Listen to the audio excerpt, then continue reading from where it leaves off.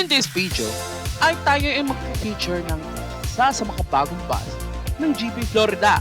At bukod pa riyan, ito ay may dalawang klase ng bago sa H12. Ito rin ay napaka-original nito. Pero ngayon, discover muna natin ang Executive Deluxe class ng GB Florida. Kaya samahan nyo kami dito lamang sa Mr. A.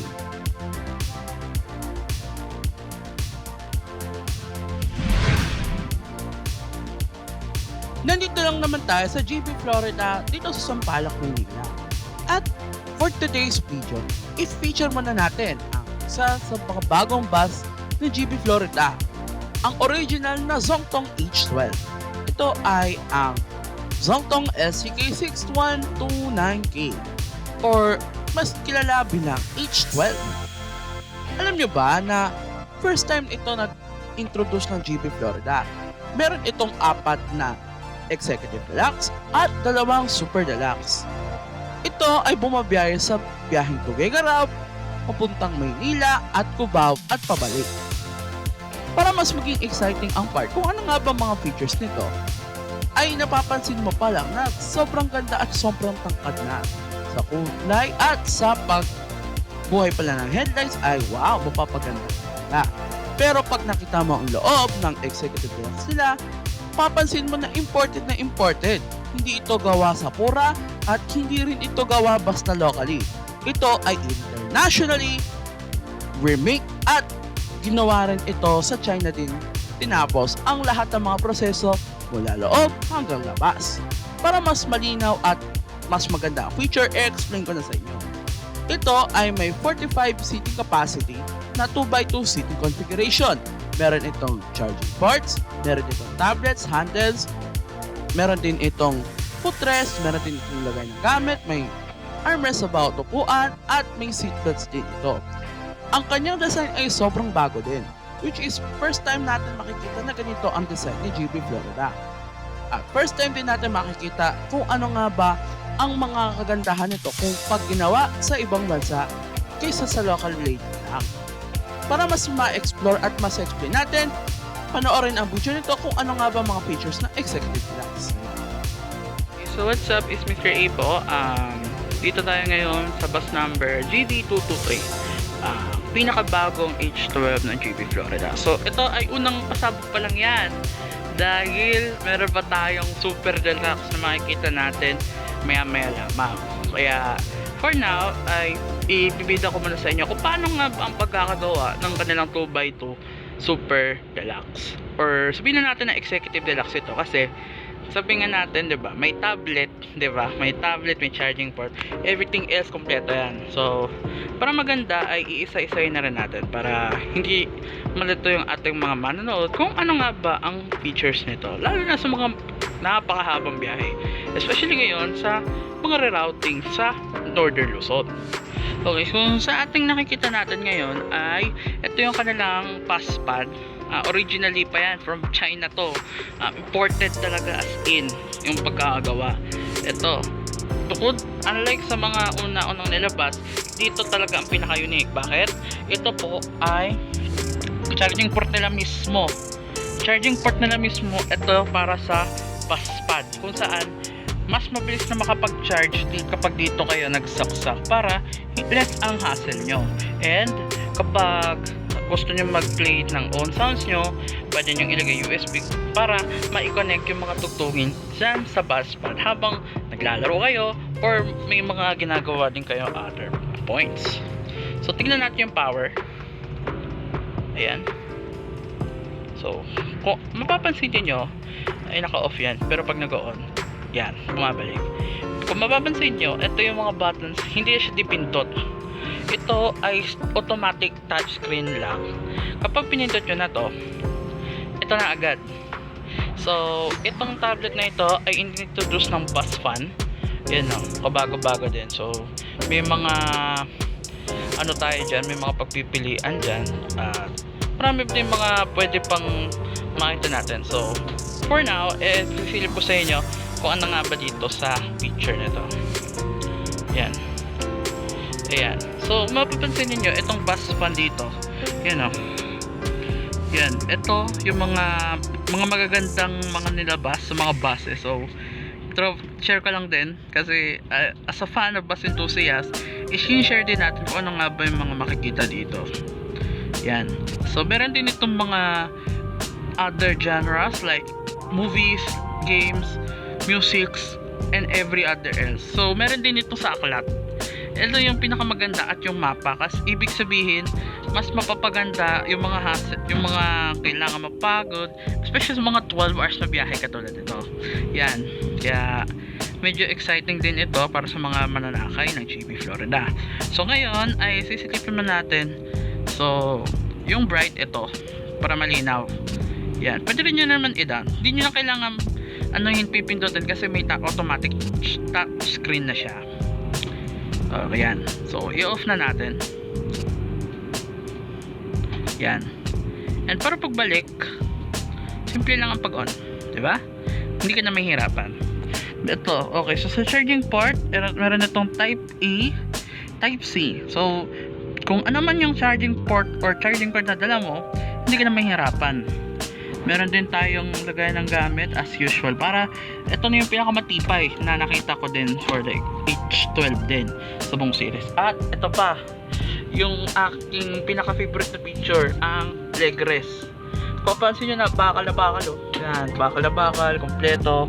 Yan, maganda din at masarap sakyan. So dito, ito yung ating feature sa back seat. Ito, para kung ang kaharap mo yan, ito meron pa yung handle. Pag nasa biyahe ka tapos kumakaroon ka ng konting mga changes, ayan, may hawakan ka rito. At least hindi ka na mahirapan, especially kapag sa mga malayong biyahe na tayo. Ito, hindi rin pala mawala ang ating ilaw dito, ang air conditioned area dito at saka ito. Para mas makita nyo, at yan po yung pagpapacirculate ng hangin. Kaya nga sabi ko sa inyo, yung Zongtong napakalamig niyan, especially sa mga ganitong provincial operations. Ito naman yung itong mga ilaw na nandyan.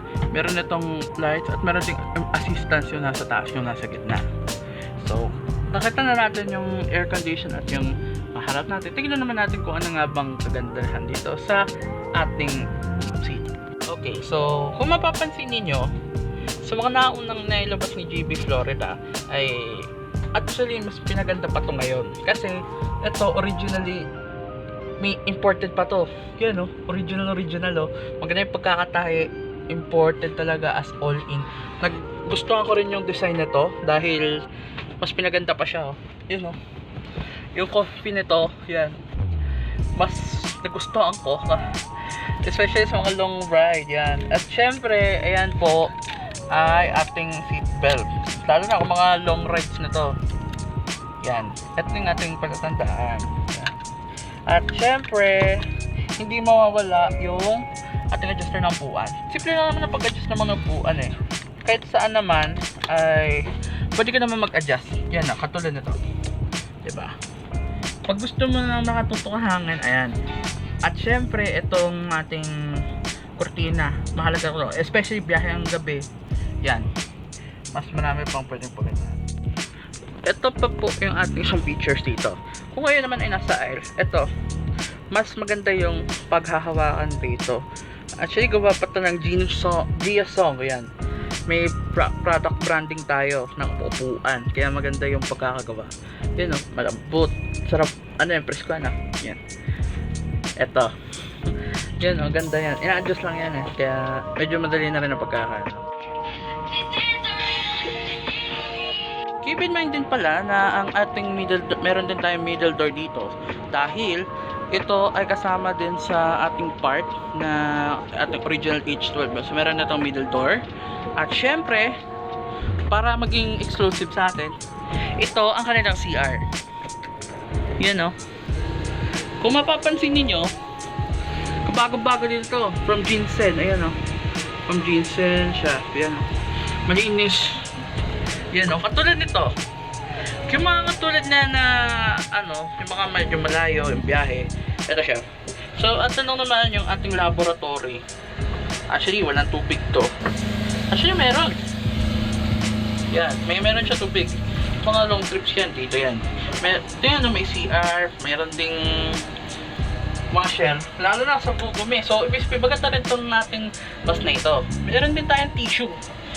Pero, keep in mind na hindi hinuhulog ang tissue. Yan. Meron din tayong hand sanitizer kung sakali. At, kapag tayo ay may emergency button, SOS, ayan, SOS, ito, SOS. Yan po. Diba? Ang linis na, kompleto pa. Saan pa tayo sa H12, diba? Ito nga pala guys, no? Meron tayong, papapansin nyo yung may speedometer tayo sa taas. Dito mababantayan yung mga bilis na takbo. So, sa mga nakaraang mga event, and po, ito yung sinabi sa atin. Kaya dito nalagay sa passenger side para makita at ma-monitor kung ilan na ba ang takbo ng bus. Mapapansin nyo, ito yung harap, yun o. May ating Zongtong. Digital, mas pinaganda. Yan.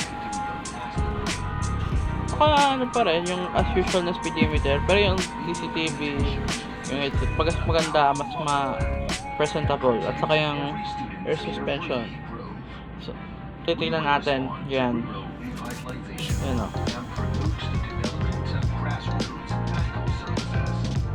Seniors naman sa PWD, dito po ang ating mga bus tablets. Yan po, dito sa harap. So, ayan po. Pag nakita nyo yan, ito ay magiging worth it. Lalo sa mga seniors, kasi sa mga seniors, madalas yung mag-tablet ng iba. Pero, at least, nakita natin na gumaganda yung innovation. Para makita natin kung gaano nga ba ito effective kapag tinakbo ito sa daan, ay nagsusubok tayo at pinanood natin ng ating mga driver kung paano ito tumakbo.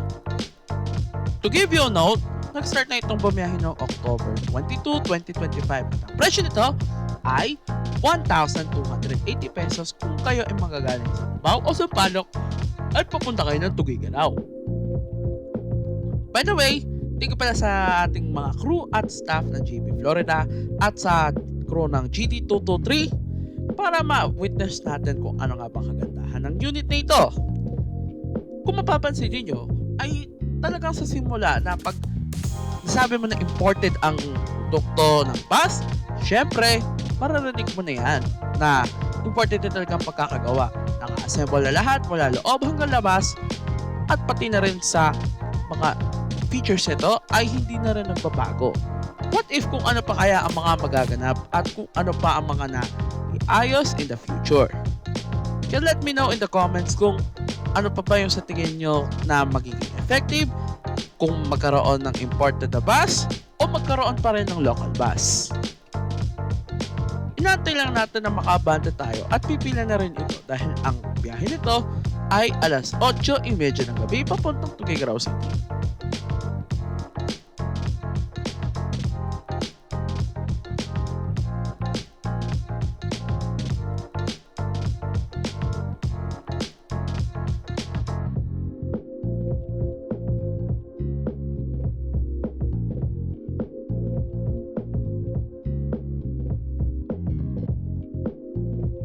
And finally, pipila na ang GB Florida GD223. Pero mas maganda kung papanoorin nyo rin itong i-feature natin next week. Dahil super relax naman ang bibida sa ating video na ito for the following week. Para sa iba pa mga updates, huwag nyo kalimutang i-follow ang ating mga social media accounts para maging updated kayo sa mga susunod na magaganap dito sa YouTube channel. Available ang lahat ng mga resources dito sa YouTube and other social media platforms. And before tayo magtapos, panoorin muna natin ang sneak peek kung ano nga ba ang Zongtong Bus.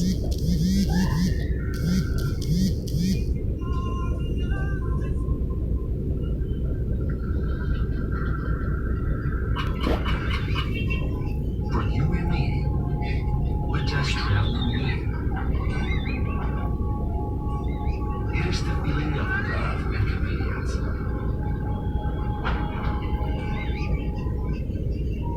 The experience of technology and wisdom. And also, the embracing of a future of green water and blue sky.